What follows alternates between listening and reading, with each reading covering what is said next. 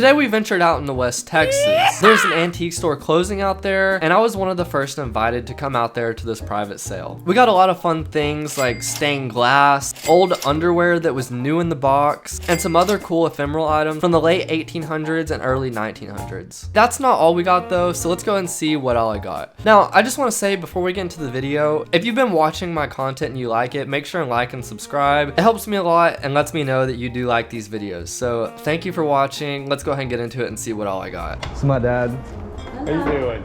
Okay. Thank you. Hey. Hey. What are we thinking on the newspaper stamp blocks? The price isn't accurate to it, is it, or is it? I mean, if that's what they're asking for, Yeah. it, 60 bucks. 60? Yeah, we'll start off there. I'll take that. Can I pull this whole case out then? And Yes, sir. okay. So right out of the gate, my dad and I bought these stamp blocks. They're actually from like newspapers in the local area. Now, I've actually never bought anything like this, and now that I have it home, I've done some research. I don't really think I could get as much unless I was at like a trade show locally. I thought I was gonna be able to get a little bit more, so I ended up just lotting them all together and listing it for about $150. Now, I do think if I listed them individually, I could probably get $5 to $10 each, but at the same time, I feel like they'd take a really long time to sell just because they're so niche. Anyway, I still feel confident that we'll be able to get that $150, or at least close to it. What about on these model kits? How much are they, Mark? 50, 25, and then I don't know what the other one is. $40. 40 total? Now the model kits I did not immediately purchase. I left them there just to kind of sit. It turns out a few of these had like 2 separate models, and some models were more expensive than others, if that makes any sense. It turns out the ones that were in this store actually were the more expensive ones, so I came back at a later time. Regardless, all 4 of these for $40, not bad, but one of them actually turned out to be empty, except for the instruction booklet, but that's okay. I would have happily paid $40 for 3 of them, so it's, you know, it's really not that big of a deal. But anyway, after that, we moved over to these hats. I'm gonna go ahead and tell you. I don't have to count my house with me. Bless keys. It don't if I work it, because I ain't working. What you thinking on your hats? Not your hats, the hats. The lowest is like 15 on up, but they're not too bad. If you want one, or you just make a pop. Or tell me. 1, 2, 3, 4, 5. There's 6 total. 6 total.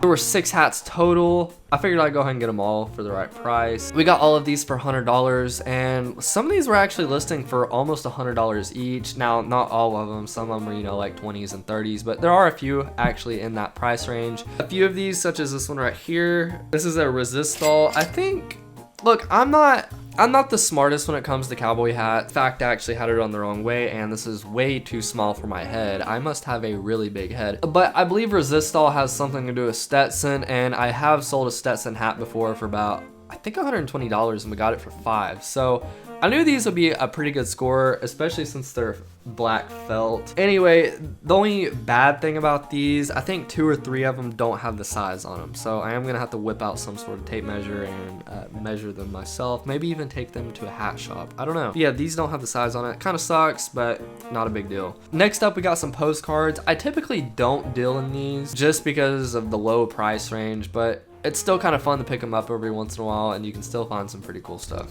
Yeah, but I mean, you know, you whip them pretty quick, you know. There's someone now.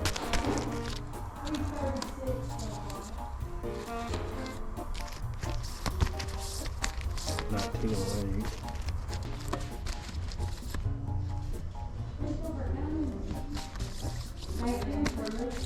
I'd like to guess that we got maybe 20 or 30 of these for 10 bucks. We have a pretty decent postcard collection at this point. Like I said, I don't even really list them on eBay. I think they'd be really good if I had like an in-person store, which I don't know if I'll do, but you know, maybe like a trade show, something like that. It'd be cool to put them in. They don't take up a lot of space and they're kind of cool, so might as well, right? And then after that is where we thought we got our first very big score from this sale.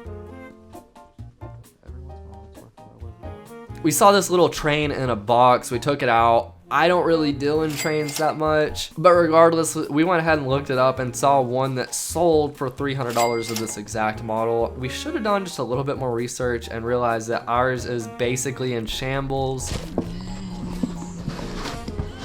25 total. I'm hoping we can still get 40 or 50 bucks for it because, you know, it still has the main pieces. It doesn't have the actual model piece that goes over. It just has like the parts itself that go on the rails, I guess. We also got this train cleaning fluid. I think that was worth like 20 to 30 bucks as well. After that, we actually got these two transformers. What'd you find there? They are, what are they again? Transformer things? Oh, transformer for train sets? Yeah.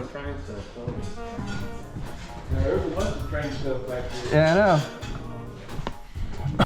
25 total. Sounds good. That was really about all the train stuff we found that was worth anything. We left the rest behind. These transformers should be worth about $80 to $100 each. We paid $25 for both of those. And then after that, I got the stained glass.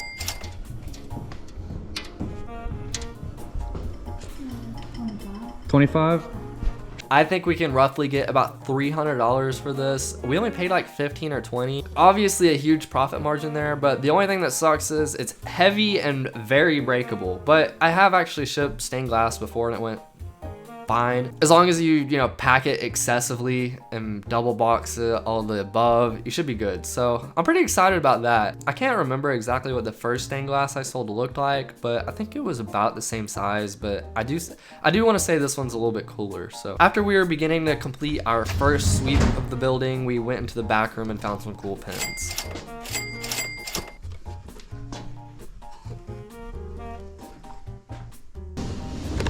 Okay, I got something. 20? Sure. Now, just to be clear, this is usually higher than I would pay, but I was just kind of in a winging it mood, I guess, but I did bring it home. These are trap shooting pins, at least most of them. There's also engineering pins and things of that nature. The main red patch you see on there should be worth about 10, and those smaller things that you see ATA on, some of those I think should be worth about $30 each. They're kind of old. And then the best are the engineering pins, and those are actually gold, like complete gold filled, I believe, and should be worth about $100 a pin, which, wow, those are like some of the most expensive pins I've ever found, so not a bad find. On that note, this almost makes me realize that maybe I should just start going more out west to the more desolate areas and just regularly shopping at these antique stores, because this was listed for like 50 total. If I would have bought that, I would have still been way in the clear to make a lot of money. So maybe I just need to start looking in antique stores that aren't even going out of business. This book should also be worth another good $30 or so. And these two little papers should do all right too. I honestly don't even know what I paid for this. I think she might have just given it to me. I'm really not too for sure. But after that is where I found the big box of paper stuff, ephemeral items. So we went ahead and dug through that and found some pretty cool stuff. Late 1800s, early 1900s, and you know, things in that realm.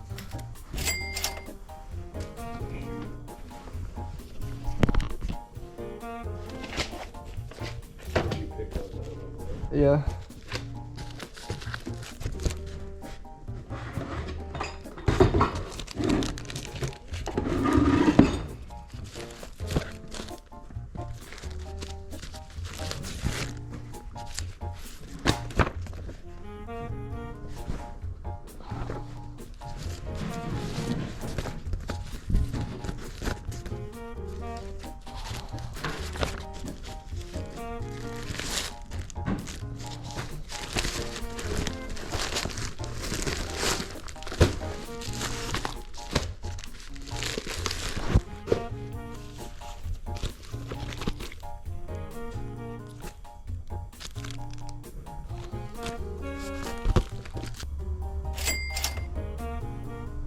Hang on.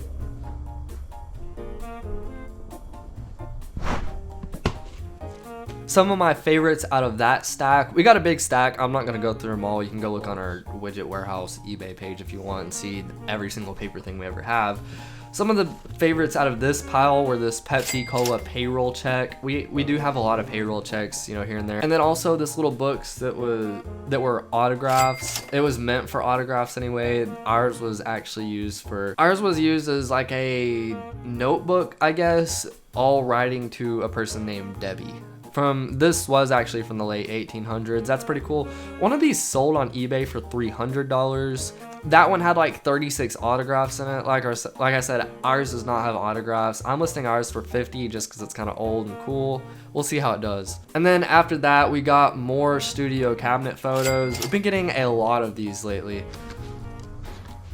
You just want to try and get the whole box? Okay. No, we're both doing it. We'll split it up later. Just get whatever we can, you know. You want the basket or not? I don't care. 25. Sounds good. It's kind of interesting learning about these. Some have like literally no value at all, while some are actually quite valuable. Anyway, this is like most of the paper stuff we got from this sale. Trying to see if there's anything to specifically mention. Anyway, before we get back, you'll notice some of these actually have the specific studio it was from. I don't know how much you can see that. So this one has like the exact studio it was from. Others are just on thick cardstock. So, I mean, some of these have like been through it. This one was from 1911. A cabinet photo is just a regular thin photo that is stuck on the cardstock. So yeah, we have a lot of those. After that is where we found this super expensive underwear. Oh, that's cool.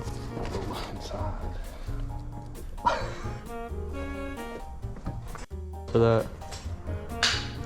$5. So we paid $5 for this Hanes underwear new in the box. In the moment, we had no clue. We just thought it was cool. And it turns out some of these are listed, not sold. I haven't really done a whole lot of looking into what actually sold, but there are a lot of these listed for $600. I hope there's some actual backup to that value. I have not actually put those up for sale either, but if we can get $600 for some old underwear still in the box, that'd be really cool. Speaking of other things in the box, we also got this purse.